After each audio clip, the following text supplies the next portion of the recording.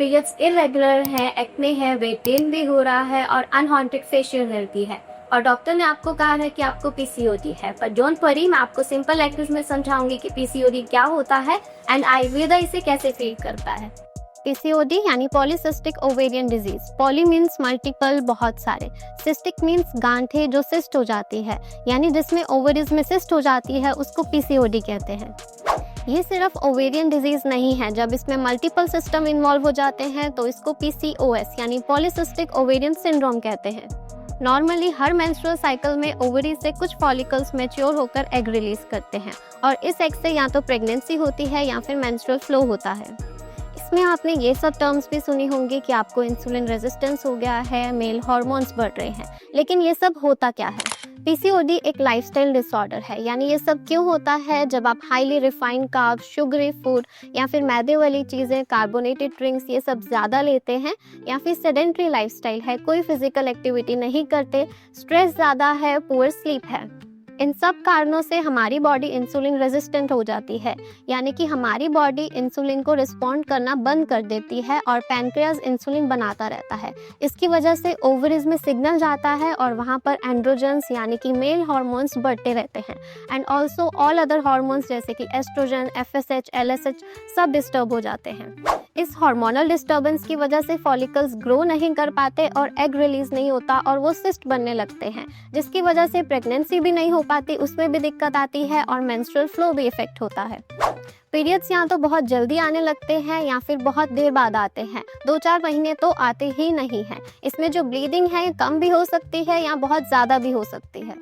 Female body में already कम quantity में ये मेल हार्मोन होता ही है, लेकिन पीसीओडी में हार्मोनल डिस्टर्बेंस की वजह से ये मेल हार्मोन्स बढ़ने लगते हैं, जिसकी वजह से फीमेल में मेल टाइप चेंजेस आने लगते हैं। जैसे बॉडी पर हेयर ग्रोथ बढ़ जाती है, चेस्ट पर भी, फेस पर भी, इसको हिर्सुटिज्म कहते हैं। वॉइस भी डीप हो जाती है, हेयर फॉल हो जाता है मेल पैटर्न में और हेयर भी थिन हो जाते हैं। एक्ने होने लग जाते हैं, स्किन डार्क हो जाती है, स्किन फॉल्स में जैसे कि आर्मपिट्स में, ग्रोइन्स में, इनर थाइस में स्किन डार्क और थिक हो जाती है। वेट भी बढ़ जाता है, लेथार्जी होती है, मूड स्विंग्स हो जाते हैं, इरिटेबिलिटी होती है, स्लीप भी डिस्टर्ब होती है। बट ज़रूरी नहीं सभी पेशेंट्स में ही आपको सारे सिम्टम्स देखने को मिले। अब मैं आपको ये बताऊंगी कि इसमें आपको करना क्या है। सबसे पहले तो hormonal pills without understanding the root cause आपको नहीं लेने हैं। मैं यही कहूँगी सबसे पहले आपको इसमें आयुर्वेदा को अपनाना है। आयुर्वेदा में ट्रीटमेंट दोष के अकॉर्डिंग किया जाता है, यानी कि वात, पित्त, कफ के अकॉर्डिंग। आयुर्वेदा में जो नेवल के नीचे का एरिया होता है वो वात डोमिनेंट होता है, तो जब वहाँ पर कफ बढ़ने लगता है तो वहाँ पर ऑब्स्ट्रक्शन आने लगती है, तो ये दिक्कतें आती हैं, जैसे कि पीरियड्स नहीं आते और सिस्ट बनने लग जाती है। कई जगह पर पित्त भी इन्वॉल्व होता है और इसमें जो आपकी अग्नि है यानी डाइजेस्टिव फायर है वो भी वीक होती है। इसमें सबसे इम्पॉर्टेंट है डाइट। आयुर्वेदा के अकॉर्डिंग दिन भर में हम जो भी खाते हैं वो उससे आहार रस बनता है।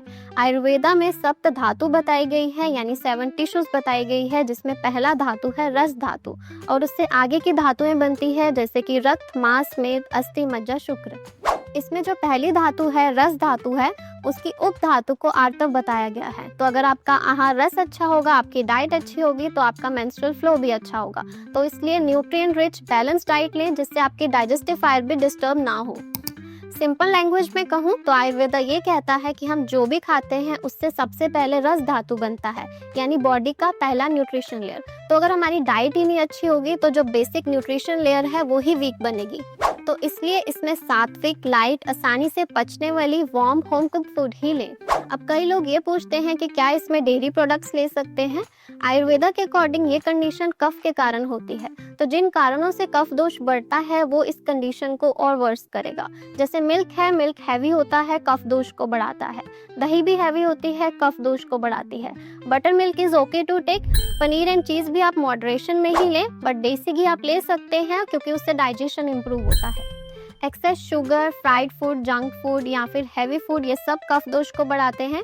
कोल्ड फूड, कोल्ड ड्रिंक्स या फिर जो मैदे वाली चीज़ें हैं, प्रोसेस्ड फूड है, पैकेज फूड है, या फिर अगर आप डिनर के टाइम पर हैवी फूड लेते हैं, इन सब कारणों से भी कंडीशन वर्स हो सकती है। पीसीओडी में दिनचर्या यानी डेली रूटीन कैसे होनी चाहिए। सबसे पहले ब्रह्म मुहूर्त में उठना चाहिए, जो कि सनराइज से 1.5 घंटा पहले होता है। बट अगर ये पॉसिबल नहीं है तो कम से कम सनराइज से पहले जरूर उठें। रात को लेट नहीं सोना, क्योंकि उससे वात और पित्त दोष बढ़ता है, और दिन में नहीं सोना क्योंकि उससे कफ दोष बढ़ता है। स्ट्रेस को कम करने के लिए मेडिटेशन करें, ध्यान लगाएं, ओमकार चैंटिंग करें, और कुछ योगा आसन होते हैं जैसे कि सूर्य नमस्कार हो गया, भद्रकोण आसन हो गया, मल आसन, बाल आसन। इन सब आसन से आपको पीसीओडी में मदद मिल सकती है। ड्यूरिंग पीरियड्स ज़्यादा फिजिकल एक्टिविटी नहीं करनी चाहिए, क्योंकि इससे बॉडी में वात दोष बढ़ता है। तो जैसे मैंने आपको बताया कि इसमें ऑब्स्ट्रक्शन होती है, तो आयुर्वेदा में कुछ ऐसी हर्ब्स होती हैं, आयुर्वेदिक फॉर्मुलेशंस होते हैं जो स्रोतोशोधन करते हैं, ऑब्स्ट्रक्शन को खोलते हैं, डाइजेस्टिव फायर को बढ़ाते हैं, दीपन पाचन करते हैं। और कुछ पंचकर्मा थेरेपीज होती है जैसे वमन, विरेचन, बस्ती, जो बॉडी को डिटॉक्सिफाई करती हैं। तो अगर आपको पीसीओडी है तो आप अपने नियर बाय आयुर्वेदिक डॉक्टर को कंसल्ट कर सकते हैं, या फिर आप मुझे भी कंसल्ट कर सकते हैं इस व्हाट्सएप नंबर पर। अगर आपको ये वीडियो अच्छा लगा तो इसको लाइक, कमेंट, शेयर और चैनल को सब्सक्राइब ज़रूर करें।